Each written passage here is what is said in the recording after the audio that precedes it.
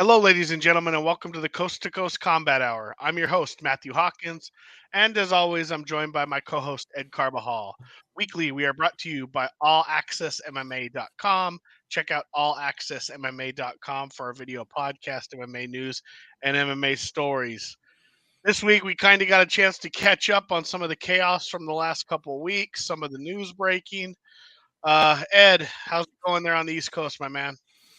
It's actually pretty hot. I'm actually able to wear one of our t-shirts because it's so nice and warm instead of the layers that you usually see me wearing. So, um, nice.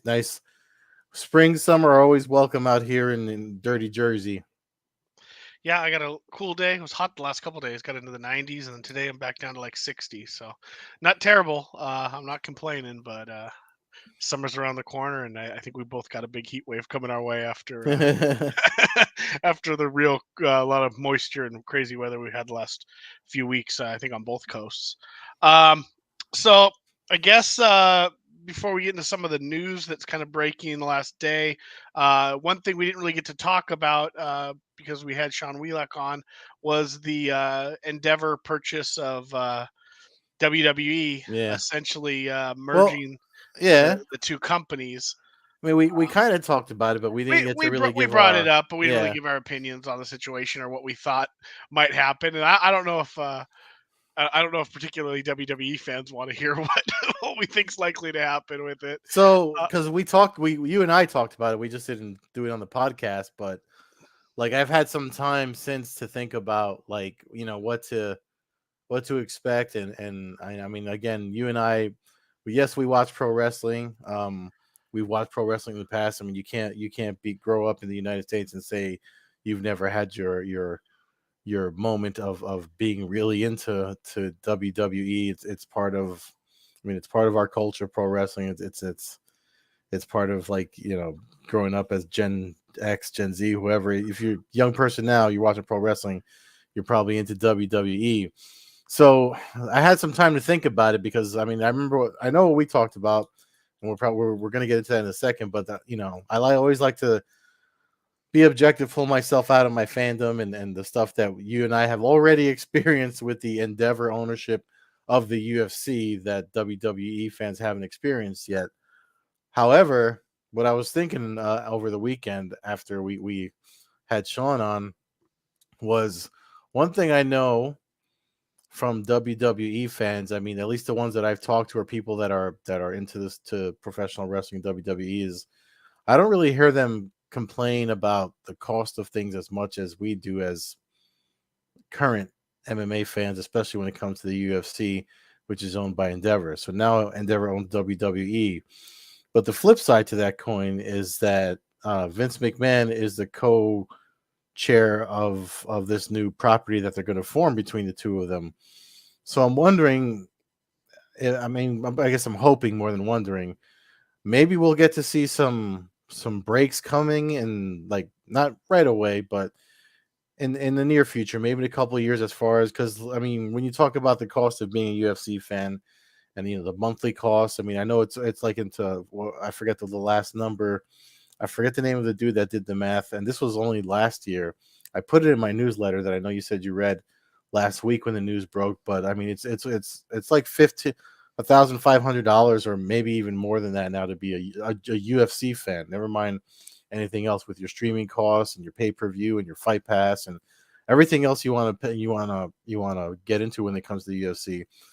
But for the WWE fans, I remember the opposite always being true. Like the WWE network used to be a great deal. It's like $10 a month or something, or $5 a month, or one, and included everything. Unless or if you wanted a pay per view, it was $10. I mean, that's all reasonable prices. Even the Peacock deal, which I know is coming to an end now, as part of this whole change that's coming. But the Peacock deal, I mean, WWE is probably the sweetest thing about having Peacock if you're a Peacock person. So I'm hoping, if we're going to be positive thinkers looking forward, I'm hoping some of that starts to rub off when it comes to the UFC product when they come together, and instead of this greedy 1% bullshit. I mean, I feel like that's more Ari Emmanuel than anything, but from the exchange I saw then with the CNBC piece between Ari and Vince McMahon, I mean, I know Vince is under Ari. When you look at the hierarchy of that soon-to-be merged company, whatever they're going to call it, UFC, WWE, it's Ari Emanuel, Vince McMahon, then everybody else. So, but it looked like Vince definitely, if he pushes back, it seems like Ari would budge because, I mean, how do you get somebody to make you the second in command? And that's part of a deal. That didn't happen with the UFC. So, I just feel like maybe we can keep our fingers crossed and maybe something positive will happen. Well, I don't know if yeah. So currently with the WWE, in order to watch WWE, you get the free Monday show on USA, and you get the Friday show on Fox, the local Fox channel. So that's essentially free. I know cable obviously is a thing, but most Mm-hmm. people have a way to watch Mm-hmm. channels. It's kind of a way of life now. So um, even if you stream, there's ways to watch it. So that's essentially free. The Peacock deal right now is it's $5 a month, and that includes the WWE library and all their pay-per-views. So you really like it's not like I don't think we'll see an immediate shock to them as far as like Mm-hmm. I don't think you can just go from it being $5 a month for like all access to everything and then be like, yeah, no, now it's $5 a month plus a $90 pay-per-view a month. Like, and I don't think that, and the UFC crowd particularly has you mentioned the 1%er. Now, not all of us are 1%. Some of us scrape together what we can to be able to get in the door essentially nowadays, with Mm-hmm. the price of tickets. I mean, I've said it a million times. I buy the cheaper, the second to cheapest or the cheapest seats 99% of the time, and get in just to get in the arena and have the atmosphere and um, be a part of it. That's kind of where I'm at with it now, and it's not as fun as it used to be because it's a grind. You're in the giant arenas now, but I don't know if the WWE crowd um, will be able to absorb a giant pay raise. I don't know how that'll work because it's a lot of younger kids. Mm-hmm. It's a lot of lower income families. I think is fair to say without knocking, the fan base.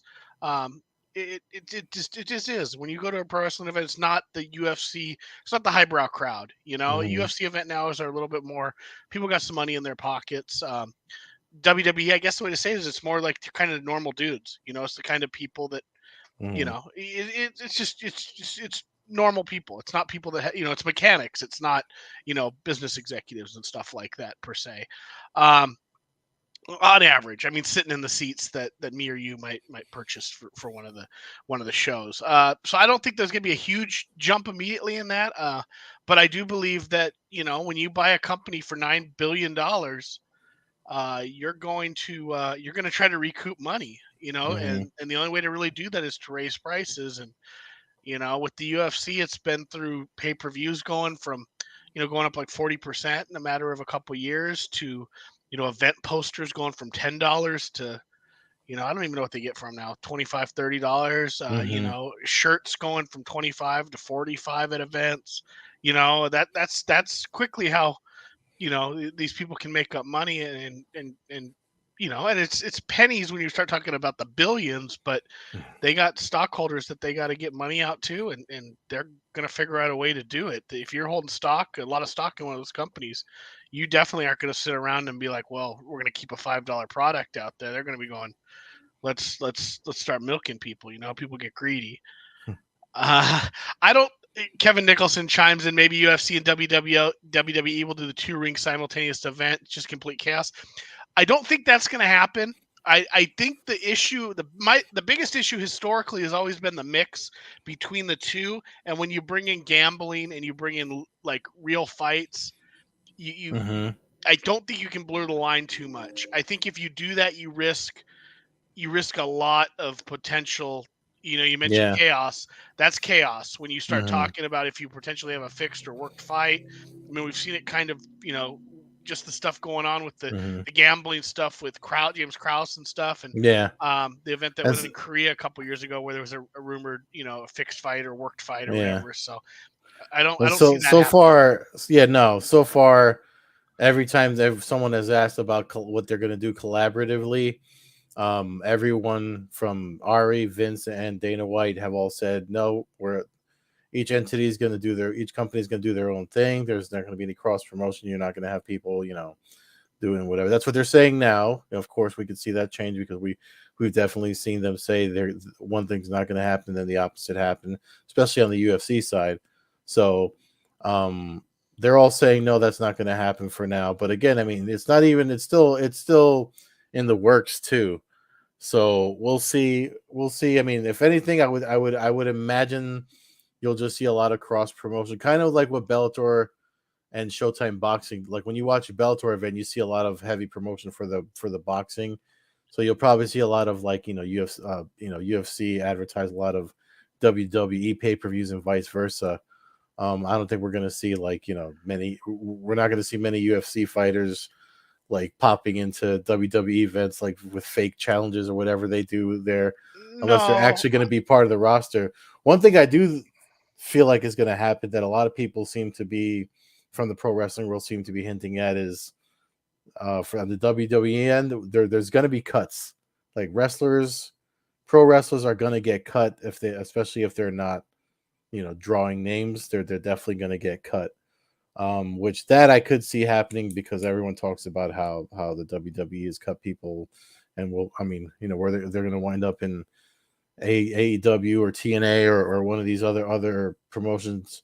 I feel like the only thing this does for pro wrestling as a whole, like the way the UFC has done for MMA, it's just going to elevate these other AEW and these other promotions. As much as they're the big one, for the whole sport, if there's growth, it seems to happen everywhere. The whole thing about rising tide lifting all the ships. So, just trying to be like again, I'm just trying to be positive about some of the stuff that we might see. But again, we only heard this news last week, so the time will definitely tell. yeah, I mean, I think it'd be stupid not to promote each other's things. You still don't have a complete crossover crowd, so Hmm. you might as well use that. There's no harm in that. I do think it opens the door for guys like Daniel Cormier perhaps to Hmm. have like an easier path to into pro wrestling. A guy like Conor McGregor. I mean, I don't think we're going to see like a full on crossover, but it wouldn't surprise me if once or twice a year you saw guys sitting ringside at a WWE event, and maybe Michael Chandler hit somebody over Hmm. the head with a chair, or Hmm. something just to kind of throw a storyline off. Um, I think that could happen. I do think that and I'll probably get beat over the head by hardcore MMA fans about this, but I don't mind if a couple of the pro wrestlers want to dabble in MMA. We see circus No, sideshows all the time. If it's they got and I know Bobby Lashley's got yeah. experience. I know Lesnar's got experience, but No, if it goes back further than that. When you look at Ron Waterman, and I mean, look at Kazushi Sakuraba was from yeah. pro wrestling when he came over to fighting in Pride. Like it's a long tradition of the line between the two worlds being so thin that it's easily to cross over.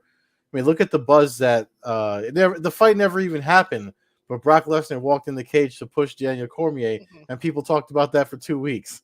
So, And I'm not saying like God. Let's not. I don't want to see Cody Rhodes headlining UFC or even necessarily being on a pay per view. Like they kind of used when they used CM Punk, mhm, but like maybe pro wrestlers fighting each other. I mean, you could that's where you could kind of blur the line, where you could have a rivalry, a pro wrestling rivalry, and they go, well, let's go do an MMA fight. I mean, there is potential for that. And I don't think that that's a terrible thing. Maybe it's a part of a fight night. Maybe it's a whole nother event. Maybe it's not even they pull the UFC title name off of it and they call it, WWE MMA or something like that. I mean, there'd be ways that they could kind of blur the lines a little bit, but as far as an event where they have a mixed thing, I think that that's too far gone. I think that would mhm, turn off too many UFC fans because there are a lot that are highbrow and don't want anything to do with it. And mhm, I respect that. They're not the same thing. It's two different things. I kind of like the separation, other mhm, than like if somebody wants to come in and legitimately try MMA, just don't feed it to me like on a co-main event or even on a mhm, pay-per-view that you want $90 for. Like put it on a prelim, put it where it deserves to be, put it on a fight night. It could open up a fight night on mhm. ESPN or something like that. But Yeah. But like, let's not get stupid and depending on the name. If Brock Lesnar wants to come back, he's pay per view. If Bobby Yeah. Lashley wants to fight, probably pay per view. I mean, some of the guys who have already worked and proven a little bit of value Mhm. and went through some of the grind of being MMA fighters, that's a different ball game. But Yeah, and do you the know, full actual camps and the training. Even Jake Hager. Like I like Jake Hager fighting in Bellator. The fact that when he talked about the last time I saw him fight, and he talked about wanting to hold an AEW belt and a Bellator title. To me, that actually made me want to watch him in AEW. That's one of the things that got me watching AEW. So some stuff again, and the history is the cross promoting the athletes anyway, jumping over back and forth. It's been there as long as MMA has been around. So I don't mind it so much as if they do stuff like that. It's just a business end that we have to see and how it affects our pockets as fans. one thing So, that I did take from it, and I don't know, nobody really talked about it, but they valued the UFC in the deal at $12 billion, which mhm. is 3 times what it was when Endeavor bought it in 2016. Um, we haven't seen a raise like that in pay. If it Mhm, went from mhm, 4 billion to 12 billion, then why is it still a $50,000 fight bonus? Like mhm. what's going on here? I don't know if there's that litigation. I don't know if any of that crap's still going on, but I'm sorry, people. Like you're not, if you're a fan and you're looking at that, you got to wonder.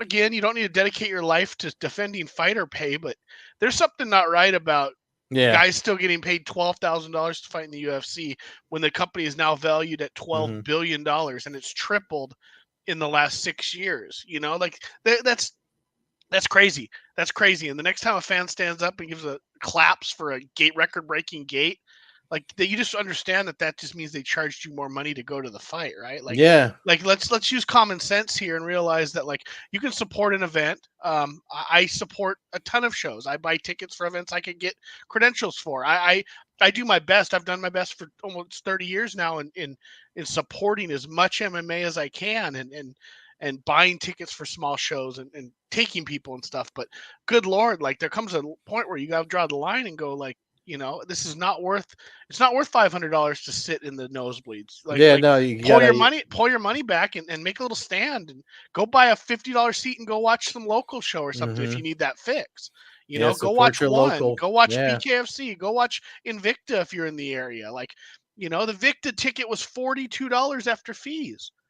Like, and obviously it's not the UFC, but my God, it's the top organization for female MMA. Mhm. And there's world champions, Jillian DeCourcy. There's world champions up and down their roster that move on to, and just the idea that like that's how you Yeah. don't kill your fans. Don't kill your fans. Fill the arena up with people that are hungry to be there and build it. The UFC Yeah. can do it, but it's just God, it's nauseating some of the costs and some of the Yeah.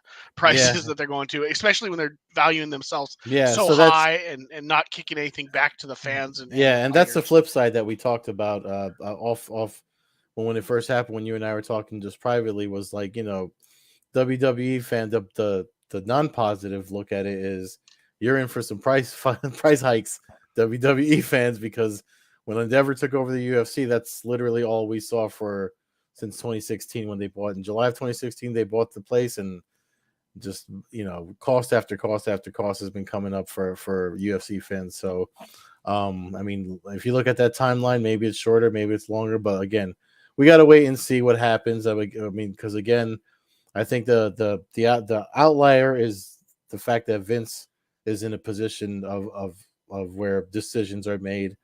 Like in that CNBC interview, one of the questions that was asked to both of them, because put it like that, when the UFC got bought by Endeavor, they didn't do a Dana White, Ari Emanuel. It was just they just talked to Ari about the sale. But this was like Vince McMahon was present to show that the new hierarchy shows him as right underneath Ari. So one of the questions they asked was, what do you do when you guys don't disagree? And Vince McMahon joked around and said, "We get in the ring and, and settle it." And then they laughed. And then Arya was like, "Well," he's like, because they have a history. Apparently, they've known each other for a little over 20 years.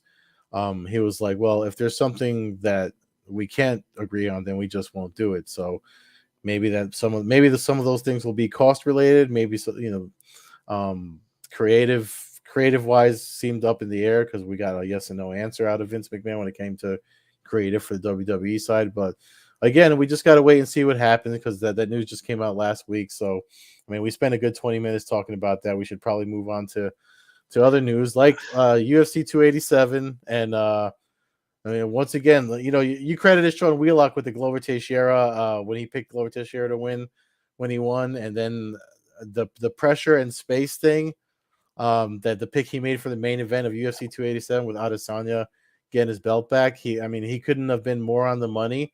And the other thing about the win that that just stood out to me was how from the first fight and the second fight, it looked like Adesanya had the same strategy of using Pereira's pressure and aggressiveness against him to fire back shots that would finish him because it almost happened in the first round of their fight, and then we saw that the plan work for him this time around.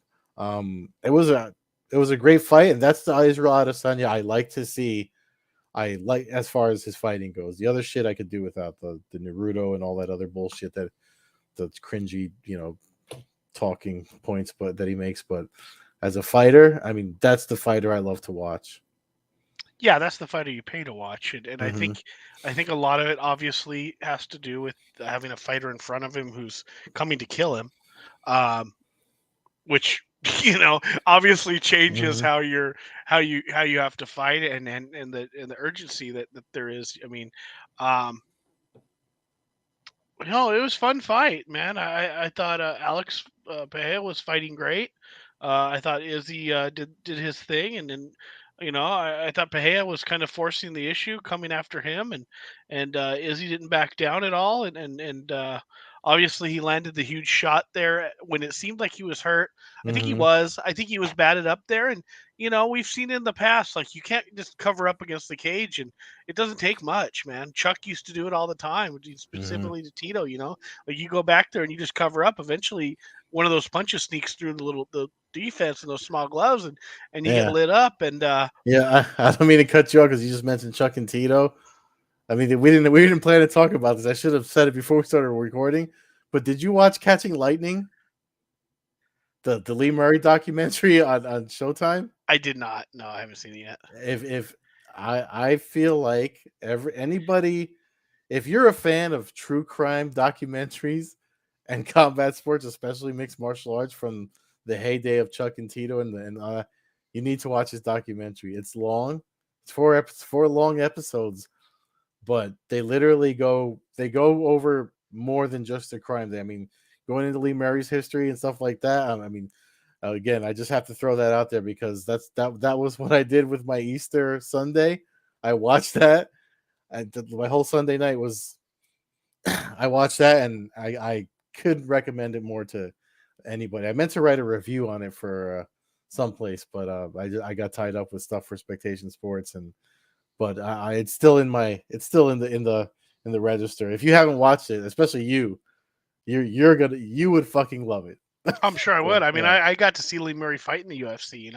I saw him fight Jorge Rivera. Mm-hmm. I want to say it might have been UFC 40. I mean, it was right, Yeah. maybe 45, something like. I mean, Oh yeah. It'll take. it was. I mean, You'll go right I mean, down memory I was lane. at the event when he came out with the Hannibal Lecter thing, and I Mm-hmm. mean, Yeah, they go through that's my all of that. heyday. So Yeah. I'm sure it sounds. I mean, I didn't even know it existed, so I definitely got to look into that. Catching Uh, lightning, definitely.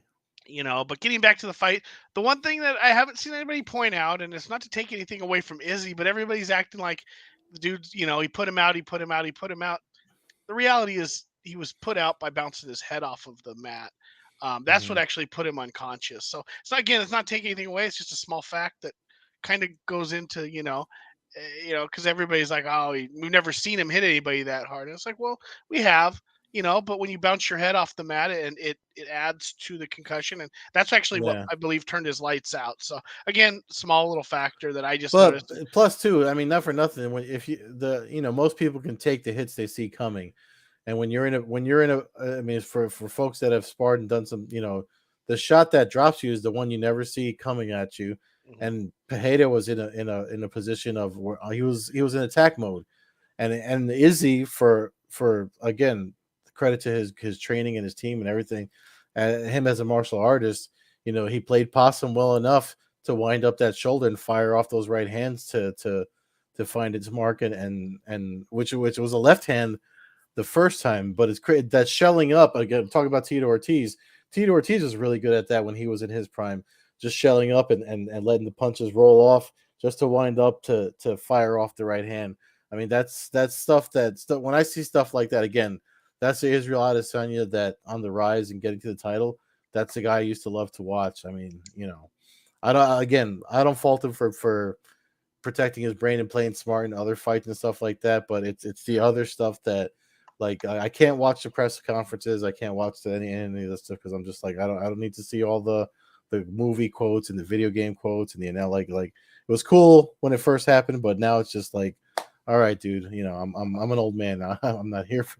I I'm don't with play. you. I mean, we kind of talk a little bit about both sides because we're kind of pro wrestling, but yet Mm, we're not against. But it's like I said, the mix is not necessarily what we're so much into as opposed to, and a lot of the stuff we see is like, well, again, pro wrestling's pretty childish, so it's a little hypocritical. But at the same time, like I'm kind of with you, like yeah. some of the antics, but I don't know all that stuff, so I don't know even what he's referring to 99% of the time, either. So that Yeah. I mean, that's where I'm more of a bit of a nerd, I guess, because I do know what he's referring to. I'm just like, all right, dude, I get it. You don't have to keep on, like you wore the dog, the dog thing at the press yeah, I mean, I conference. just see that and I'm like, that's kind of lame, like, Yeah. you know, I don't know, but anyways, that was a great fight.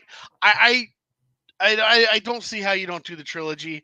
I Hmm. think my biggest beef, honestly, with Adesanya would probably be him kind of running from that idea after the fight. Hmm. Like, oh, this is over. This is over. Well, not really, bro. It's 1-1. You knocked each other out in the UFC. He knocked you out, or knocked you out and beat you in kickboxing, which obviously is a different sport. But at the same time, it's not over. Like how, Yeah. like, Well, like it's I don't not know. over. A I trilogy can't. should take place. You're gonna let that. I mean, they're a money making machine. You're gonna let that fight slip away because I Bahia mean, doesn't go undefeated and earn a yeah. title shot. But if you got to beat six dudes to get there.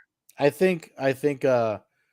Again, a trilogy definitely. If they do it a third time, I think if they want to make money off of it, they can't do it right away. Like, I think Adesanya should fight someone else, and then, if Pereira stays at 185, which it seems like he might not, based on something Dana White said in the post-fight press conference and other things that happen leading up to the second fight. Because I mean, they keep talking about how big Pereira is for a 185 fiver, but he's not the only. So is Yoel Romero, so is Chris Weidman.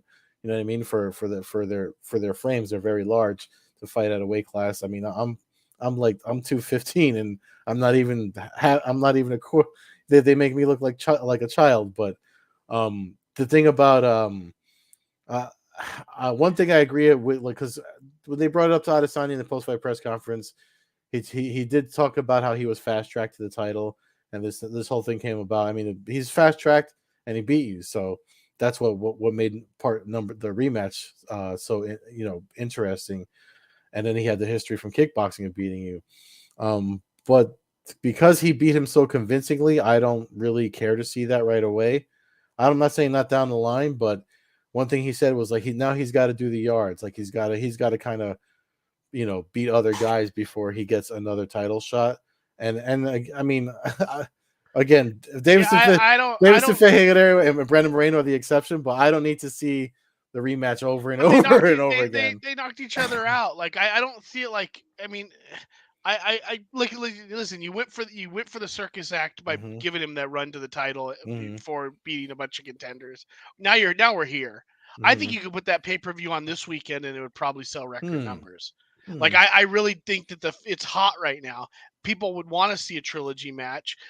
It will never happen, but in a perfect world, let's just do it at 205.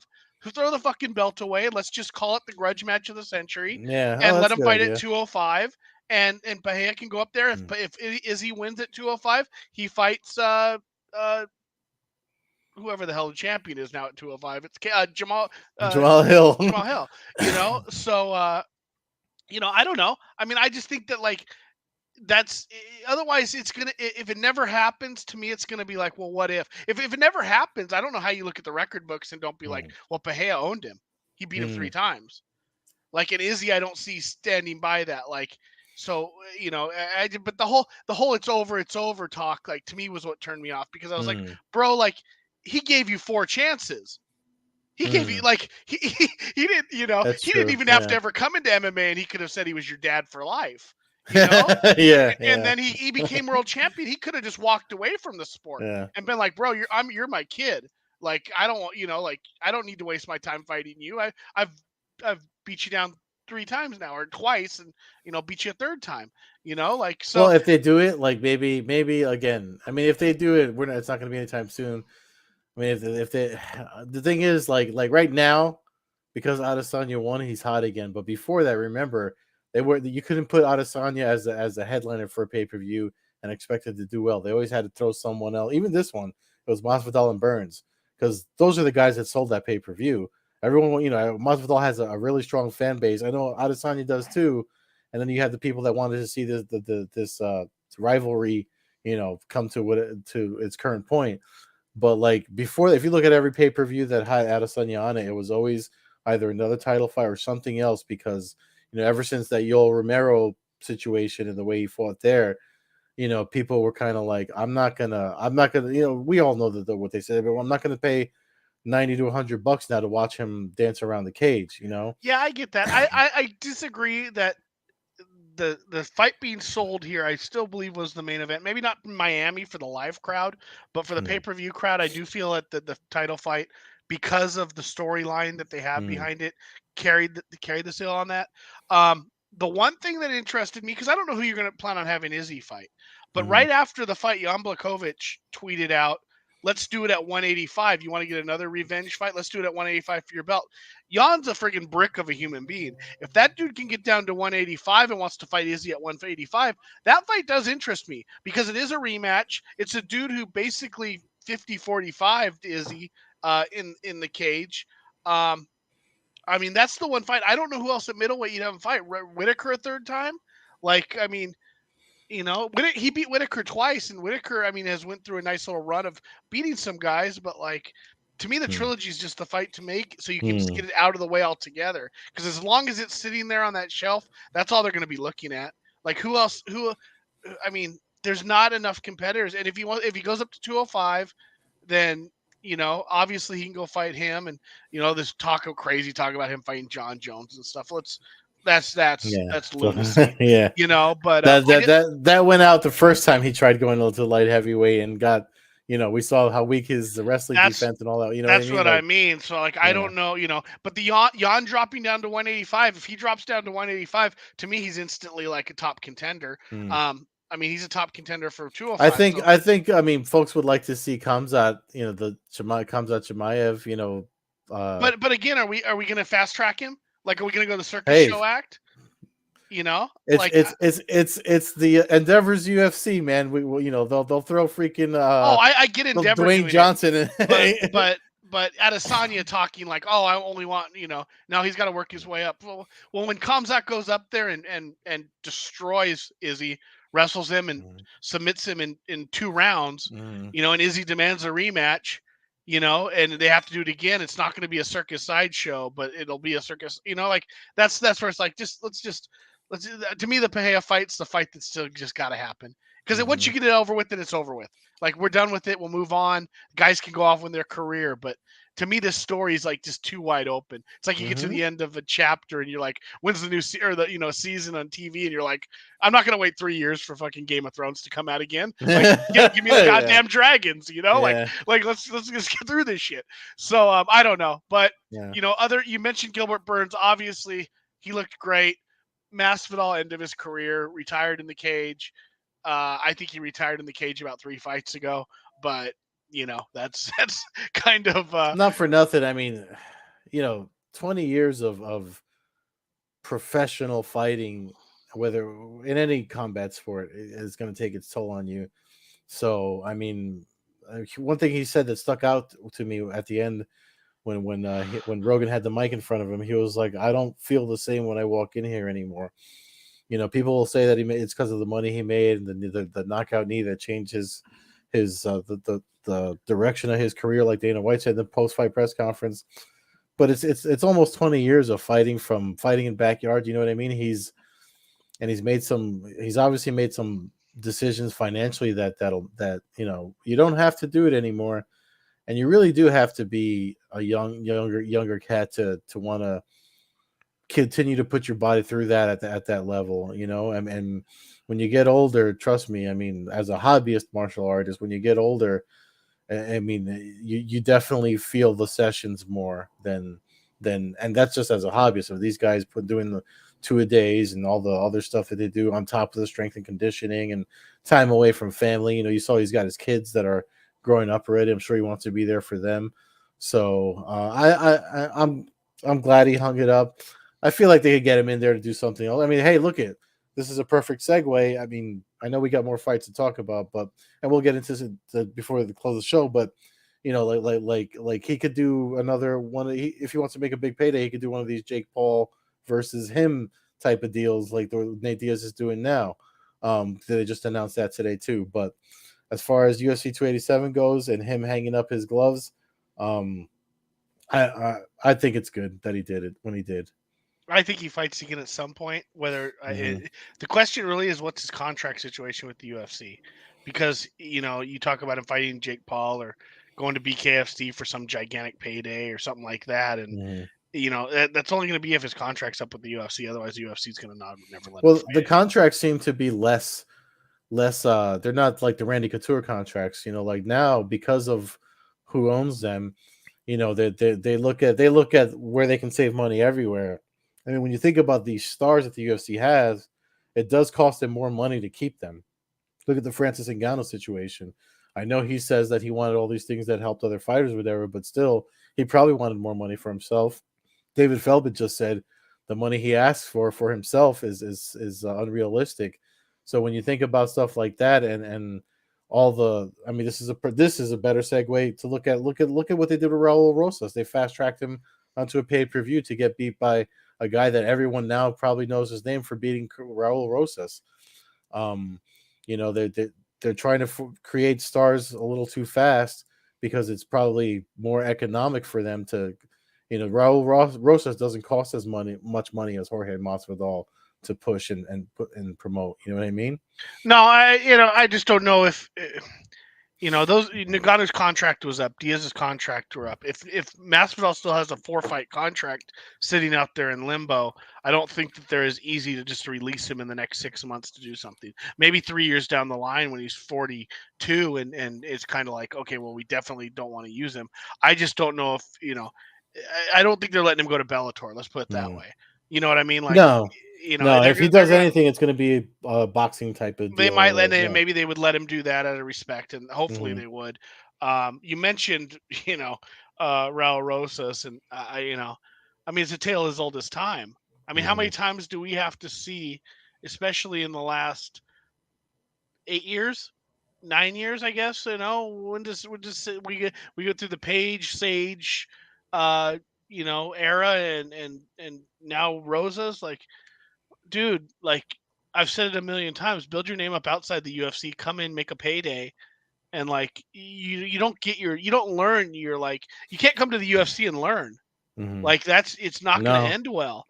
It's Yeah. not. I mean, I'm not a huge Luke Thomas fan, but what he had to say about the situation, I definitely agreed with. Like, dude should have been in LFA. Dude should have been in. He should have been in Bellator. He should have been Mm-hmm. somewhere else where he can be kind of coddled and built up, the kind of the Aaron Pico, the early AJ McKee kind of treatment that Bellator gave their guys. Like you're not gonna. I mean, if and this is no disrespect, and maybe Christian Rodriguez will turn out to be a friggin' stud Mm-hmm. and become a household name, but like I can only imagine like what would have happened if they would have put him in there with, you know, You know what was cool about the fight with Christian Rodriguez was just, I mean, it was just watching the right thing and the wrong thing collide against one another. Raul Rosas with the aggression and overzealous, constant trying to take him down, and Rodriguez with just the calm and cool, like literally in the worst positions. You never saw him, like, he was fresh at the end. I think there's more star potential just because of the outcome of the match now for him. Hopefully he keeps doing well, but It was a good fight. I like that fight a lot. I mean, there was interest because we'd seen this guy hyped up to the point Hmm. where he's talking about beating Aljamain Sterling, and it's like I just feel like that, but like his first round, like you said, gassing himself, going for chokes that Hmm. aren't there in the UFC. Maybe you get that in Universal Warrior Combat in Mexico City or something, but like you're not getting that in the UFC, like not at that level, Hmm. like, and that's where you need to learn it. You need to learn it in those feeder organizations. You need to learn that in an LFA 5 round fight. Like, okay, like even at LFA level, like in the first, second round, like you can't just go all out and like think you're just gonna get some basic rear naked choke on a dude. Like it's not how it works. Like he might rear naked choke me, but he ain't rear naked choking you in a round. Like, and you're not. I mean, like, you know what I mean? Like he might get you in the fifth round if he wrestles you and gets you in a body lock for that and Hmm. beats the hap. But like like you like rear naked choke is defense is fairly, and I don't mean to, I'm no expert, but like it's not the, like it's one of the first things they teach you is how to kind of defend the rear naked choke.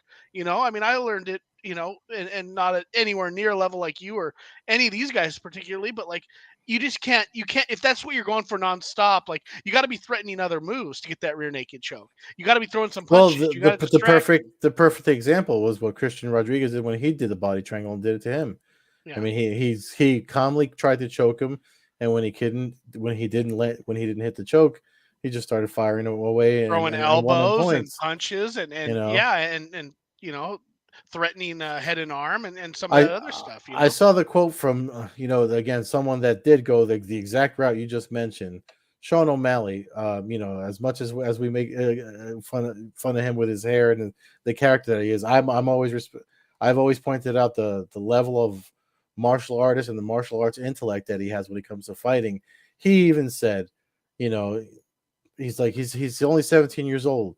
Take two years off and get good.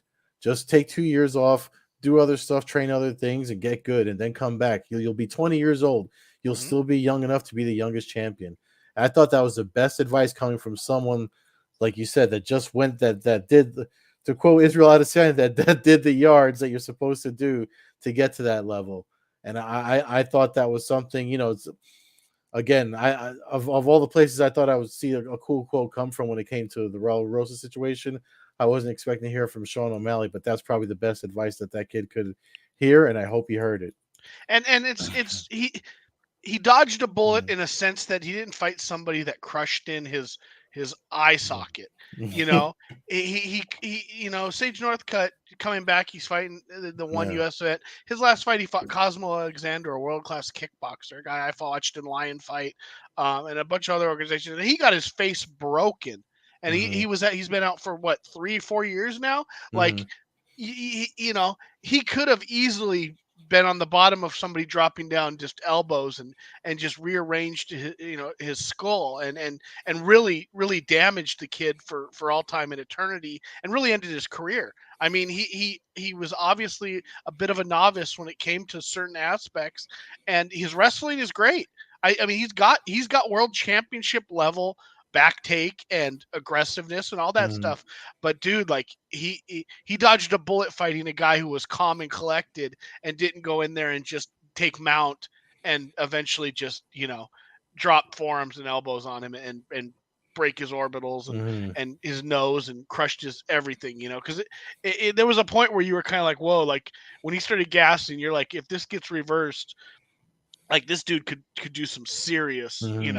like he ain't getting up Hmm. if like if he gets in the wrong position. So, I don't think he's done as far as I think we'll obviously never No, hear he's from him young. again. Yeah, he's I think always the young. UFC does him a disservice by putting him on the pay-per-view. I think No. there's a lot there that like is just a disservice. So Yeah. I'd like to see that change. Hopefully he goes Put him back on the to the prelims. prelim. Put him. Put Yeah. him on the prelims. Put him on the cage or the opening fight on a fight night card. Main card when there's 6 fights or something. You know what I mean? You can work him into it. You can even have a mid card on a fight night. But like, let's keep him away from the pay per view and the huge spotlights and the 20,000 people or 80,000 people or whatever the heck they end up in event. But Hmm. you know, Kevin Gastelum, Chris Curtis, fight of the night. Hmm. I know there's been some talk after that's a bunch of gibberish that I'm really not interested in listening to. But just as far as the act in the cage, I mean, great back and forth, fun fight to watch. Rob Font might have made a bit of a star out of himself. I mean, Mm-hmm.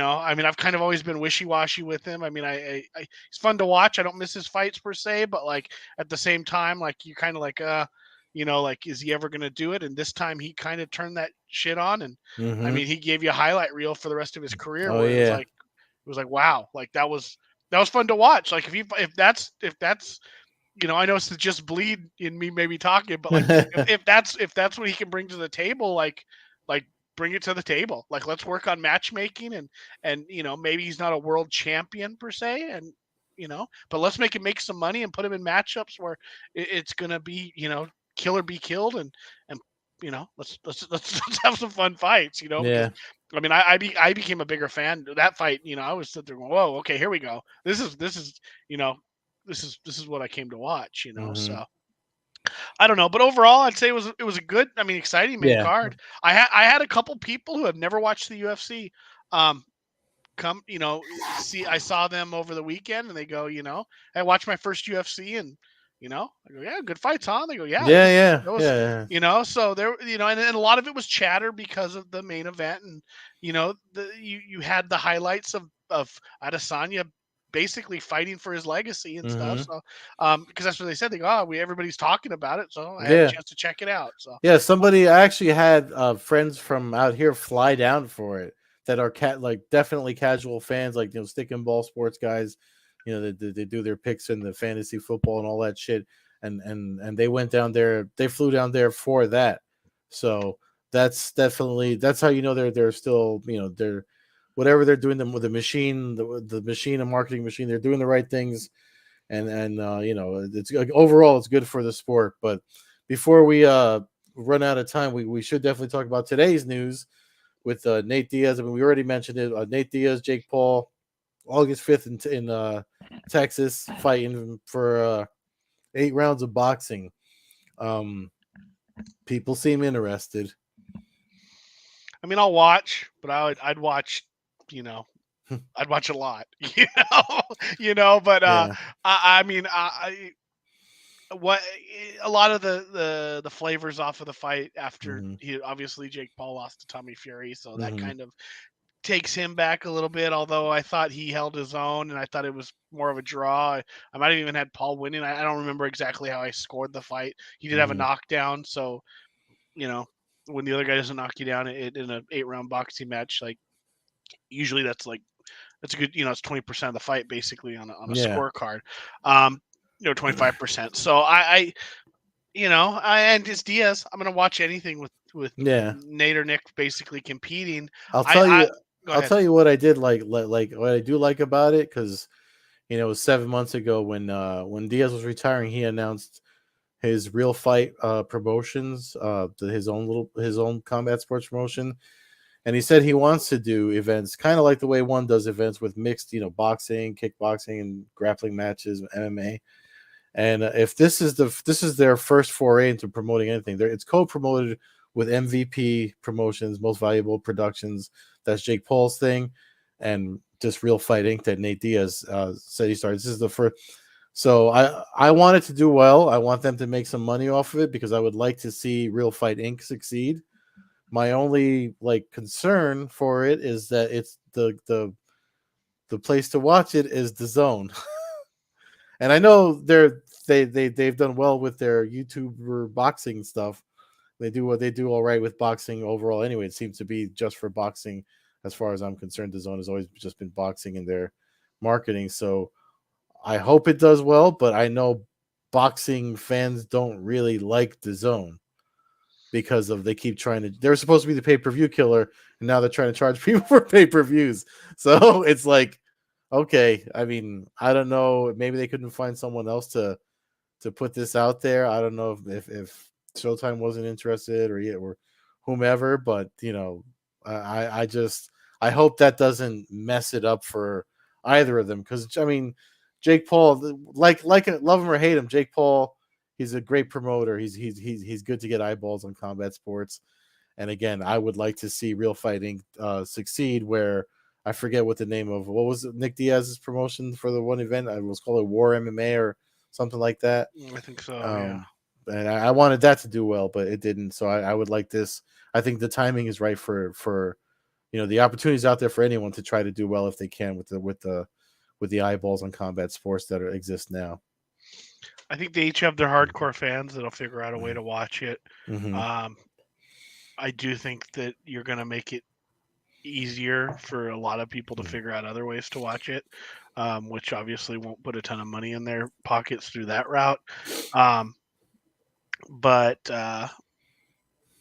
I it seems to me like has nobody thought about like a YouTube pay per view? Like the dude's a YouTube star. He's got like 25 million fans. Like, how about putting it on regular YouTube and charging 19.90, 25, 30, whatever the heck you're charging, but stream it on YouTube like Mm-hmm. as a pay per view. Seems like that would be the easiest way to get Yeah, the everybody maximum has amount of it. eyeballs on it. Like, I Yeah. mean, I don't know why other places honestly don't do that. Like, that's the easiest place for anybody in the world basically to get to is You used to be able YouTube.com. to get UFC pay-per-views on YouTube. You remember that? I I remember. vaguely, now that I kind of Yeah. brought it up, like Yeah. it's I now that So you it's not say like that, it's not like the technology doesn't exist to do that. no, I mean it seems like it wouldn't be that hard to do. You have paywalls left and right for a bunch of viewing stuff. Like Mm-hmm. but it just I don't think I don't So I don't think you're gonna get like the 16-year-old Jake Paul fan to order DAZN and order the pay per view when they're smart enough to figure out the other Yeah. ways to watch it. Yeah. Like, and the kids know how to, the younger guys know how to do that better than us old dudes. That's for sure. Um, and I don't know if the average 50-year-old is going to be all that interested in this fight unless you're like a Diaz, hardcore Diaz fan who's been watching him for the last 20 years. But I don't know, man. Like, get paid. Get paid. I think it'll be fun. I think there'll be a lot of talk, some smack talk. There'll be some viral moments to kind of laugh about. Um, Hopefully Diaz doesn't get hurt. Hopefully he doesn't end up like Woodley and or Askren and face down in the ring. I kind of lean Jake Paul in a boxing match, especially with the size that he's gonna show. But maybe we'll see what Diaz looks like if he doesn't have to cut weight and he can like if Diaz comes in at like 195, like or 190, like who Mm-hmm. knows? I'm not sure what their weighing weight's going to be for this, but maybe a beefed up. We always kind of Diaz has always kind of been that skinny dude. Maybe Mm-hmm. bulks up a little bit, and you know, I and just and I just hope because Jake Paul, he obviously grew up with some sort of affluent black background and Lord knows what. I just hope, like we just had that incident where Floyd Mayweather and his entourage like rolled up on him in some place and he went running for his life. I just hope he realizes, the trash talk that he likes to do. He's just got to be careful when it comes to trying to do that with Nate, Nick, or any of his crew because those guys take fighting very seriously. They don't like circus shit. They would rather just show up and fight and not leave all the other you shit have a out. point there, but at the same time, they're signing up for the circus shit. So Yeah. like you can't let a Yeah. Chris Avila or something you know cost you the opportunity here because Mhm. if I'm Jake Paul, I'm also putting in something saying if something does go down, like I'm gonna pull the fight. It don't hurt Mhm. me. I'll go fight Joe Schmo, the garbage man, and still make 20 million. I'm the one offering you 10 to do this. So Mhm. I mean I do think that there has to be a level of professionalism, and the Diaz brothers for the most part have held that. I mean there's they've never really been the instigators per se. Usually, it's been somebody coming after them, and then the Mayhem Miller situation Mhm. in Strike Force, and some of the other backstage stuff. Usually, don't hear about them like pursuing somebody. Usually, it's somebody else getting in their face, and they slap the shit out of them, and Mhm. maybe we get a little bit of a melee or something. Yeah. But um, I I'll watch. That's about the only really thing I can say is I'll watch. Yeah, yeah. I You'll like I said, watch. I want to watch it to support it because I want real You fighting to know, and succeed because I feel like if they could put some mixed combat sports events, that's right up your and I's alley and this podcast alley. So, yeah, I I mean, the more the better. The more yeah, the better. The more fun, the competition more good for business. circus, the more Yeah. freak show aspect of fighting. I mean, we have our We have our UFCs, we have our Bellators, Mm-hmm. we have the stuff where we're always going to have the same. Mm-hmm. You know, normal MMA is never going to leave, but the side stuff is what always made this sport like Mm-hmm. different and more and open to just some chaos and laugh, and not everything's got to be the most serious thing in the world. So any of Mm-hmm. that stuff that opens it up to that, I'm always 100% in for. But I think that kind of wraps us up. I know they Yep. announced Penny and Nunez. We're not going to talk about that right now. We don't have enough time. We'll talk about that down the line. Um, or we'll take a read on it and see if anybody talks about it, because it Yeah. doesn't seem like a lot of people really care all that much right now. Um, uh, and it's going to be interesting how Canada reacts to finally getting an event back, and Mm-hmm. that Yeah. being what they're served on the platter. Um, until then, fans can follow the show at Combat Hour on Twitter, Coast-to-Coast Combat Hour on Instagram. Follow me, Matthew Hawkins, at MMA Hawk 21 on Twitter and Instagram. Follow Ed at Carbazol on Twitter, Carbeerzol on Instagram, Old Head Carb on Twitch. And again, you can check out the show weekly at allaccessmma.com. Check out allaccessmma.com for our video podcast, MMA news, and MMA stories of the day. Thanks for listening, everybody. Thanks for chiming in, Kevin, and enjoy your weekend. Max Holloway, fight week, so ESPN, a little bit of Mm-hmm. blood, a little bit of action this weekend. Check it out. Enjoy your weekend, everybody, and thanks for listening and tuning in. Peace.